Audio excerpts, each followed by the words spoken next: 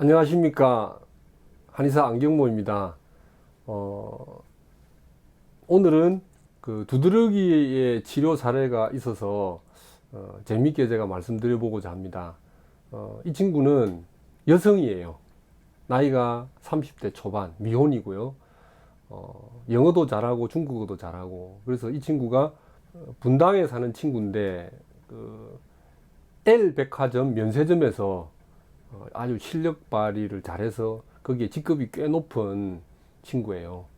뭐 사진도 있는데 그냥 문둥병 환자 같아요. 두드러기가 올라온 사진을 저한테 보내면 얼굴에 그냥 뭐 이상한 괴물이 되고요. 등판을 보면 넙덕넙덕한 지도가 그냥 막 손바닥만한 게 턱턱턱 붙어 있고, 다리에 두드러기 사진 찍어 보면은 막 넙덕넙덕한 게 막 올라와요. 그리고 낮에도 약간 가려워서 늘 신경이 쓰이고, 밤에는 너무 가려워서 잠을 못 자요. 그래서 막 자기 오빠를 깨워서 막 어떻게 해달라고 막 운대요.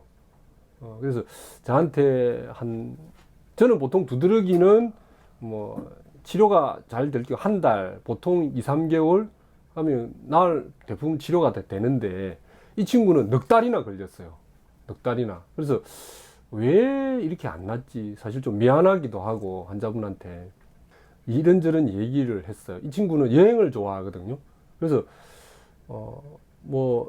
내보고 그랬어요. 원장님, 제가 공기 좋은 데 가서 지내면은 좀 덜한 것 같은데 하도 안 나와가지고, 근데 좋아지기는 많이 좋아졌어요. 근데 자꾸 업다운이 반복되다 보니까 신경이 쓰이는 거죠. 그래서 제주도에 가서 한번 며칠 지내다 오려고 하는데 원장님 생각은 어떠세요? 이렇게 물어보는 거예요. 아, 너무 좋다. 과거에 옛날에 제가 두드러기 환자가 있었는데 회사에서 담양에 어디에 MT를 간대요. 1박 2일로. 그래서 거기 가서 두드러기가 올라오면 어떨까 막 걱정을 했는데, 걱정하지 말고 다녀오라 그랬는데 너무나 신기하게도 두드러기가 한 번도 안 올라왔대요.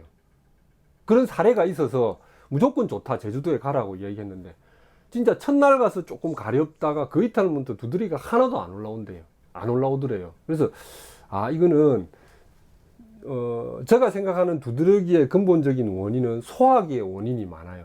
요즘 뭐 먹방이다, 야식이다, 뭐 과식이다, 회식 문화다, 그 다음에 너무나 자극적인 음식, 인스턴트 음식, 이런 걸로 인해서 우리 장점막이나 소화기 점막에 미세충혈이나 미세염증들이 되게 많아요. 이런 염증성 물질들이 혈액 속에 흡수가 되어서 우리 몸에 어떤 그 미세염증을 일으키고 혈관의 염증을 일으키고, 이것이 피부 표피층, 피부 껍데기, 표피, 그 밑에 혈관, 신경, 뭐 여러 가지 그 콜라겐 섬유나 엘라스틱 섬유가 있는 그 부위 진피층의 말단에 그 경계성에 있는 마스터셀이라는 게 있습니다. 비만세포.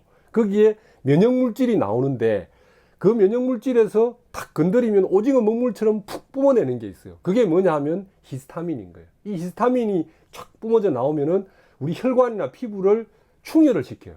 그래서 피부가 가려워요.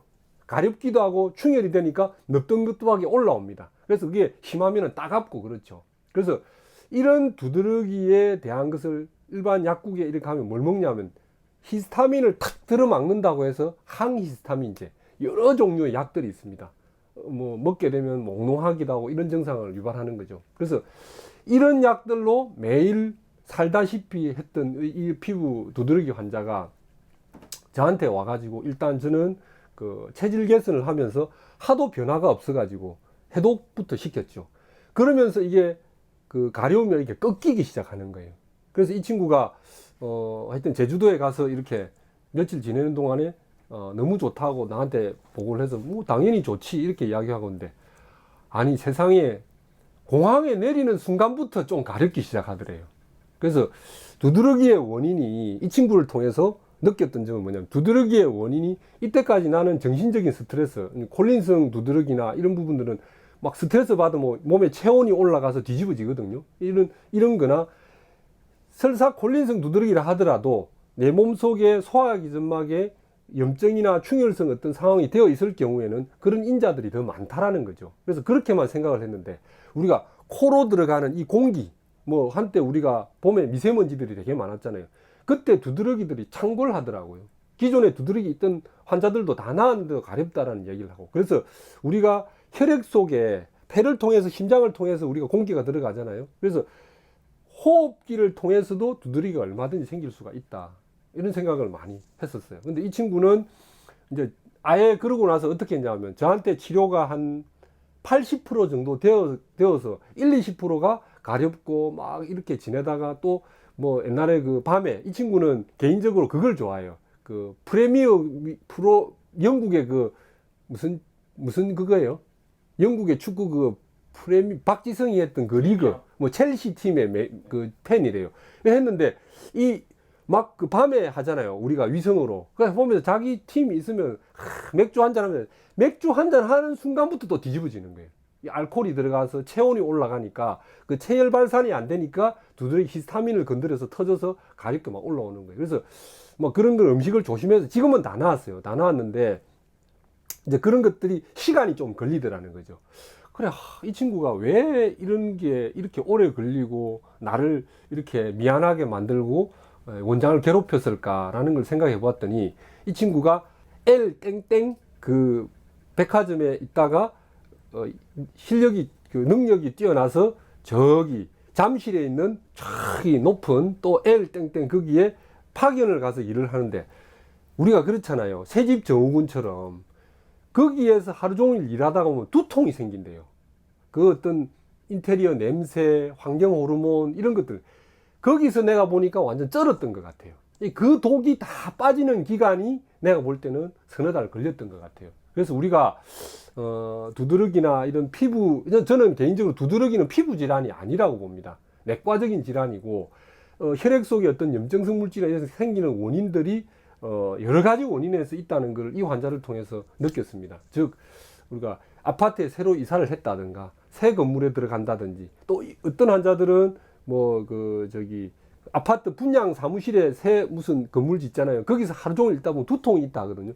이런 환자들이 두드러기나 이런 상황들은 되게 조심해야 되는 부분들이라 생각이 듭니다. 그래서 우리가 모든 질병이 다 마찬가지지만, 좋은 공기와 좋은 물과 좋은 음식, 그다음에 정신적인 스트레스가 원인이 되겠지만, 야, 두드러기에서도 이런 공기가 제주도 같은 맑은 공기에서는 두드러기가 이제 덜 나고 막 이런 걸 보면, 우리가 늘상 마시는 공기도 이 두드러기 질환에서 되게 중요한 거구나, 이런 생각이 들어요. 그래서 두드러기 환자들을 보면, 옛날에는 제가 음식만 계속 가지고 뭐 어떻게 하세요, 스트레스 받지만 이렇게 이야기했는데, 공기의 중요성을 제가 또 계속 강조를 합니다. 그래서 뭐 서울에 살면서 뭐 서울 공기 마셔야 되지만 조금 도움이 된다면 실내 공기청정기나 이런 것도 좀 필요하지 않나라는 생각을 합니다. 요즘은 두드러기 환자들한테 그런 이야기를 종종 많이 하곤 합니다.